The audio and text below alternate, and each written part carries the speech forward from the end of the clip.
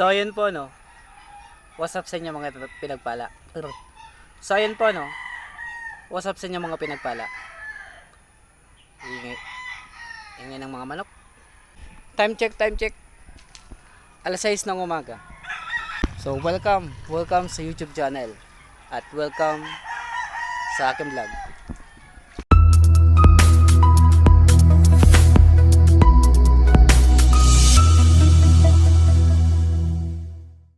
So yun nga mga pinagpala no, for today's video, babiyahe kami papuntang Legazpi City para mag-install nitong bintana na project namin doon sa Legazpi.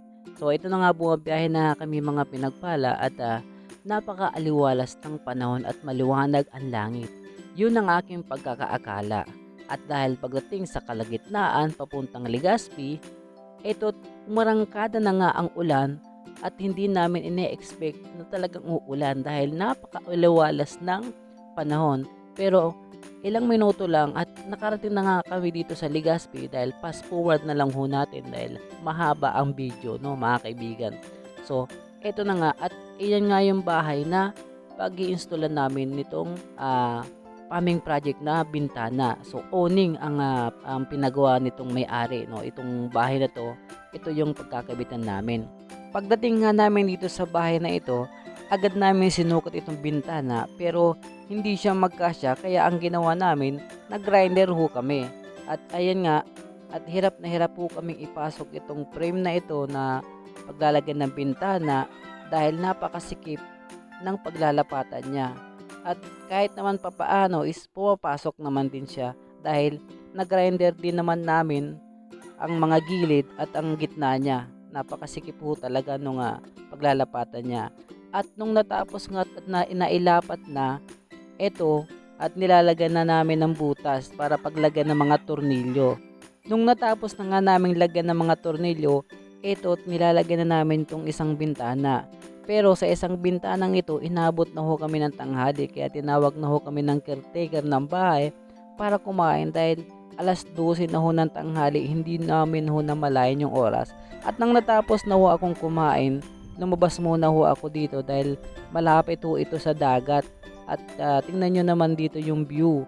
Napakaganda mga kaibigan. Ito po, napakaaliwalas ng panahon at maliwanag, napaka-relaxing.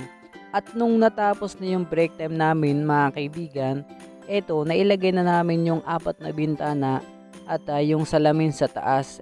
Ako naman, ang ginagawa ko naman dyan is maglagay ng silicone dahil sa akin nakatoka ang paglagay ng silicone. Dahil napaka-importante ang paglagay ng silicone dito dahil itong mga butas na mga natitirang mga butas-butas dyan, so kailangan takpan ng mga silicone.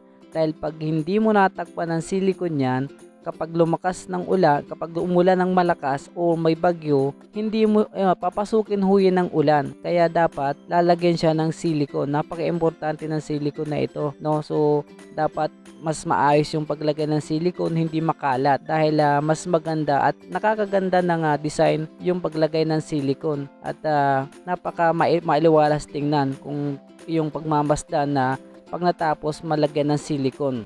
At nung natapos nga akong mag-silicone doon sa loob, dali-dali akong lumipat dito sa labas dahil kailangan ko pang isilicone dito sa labas.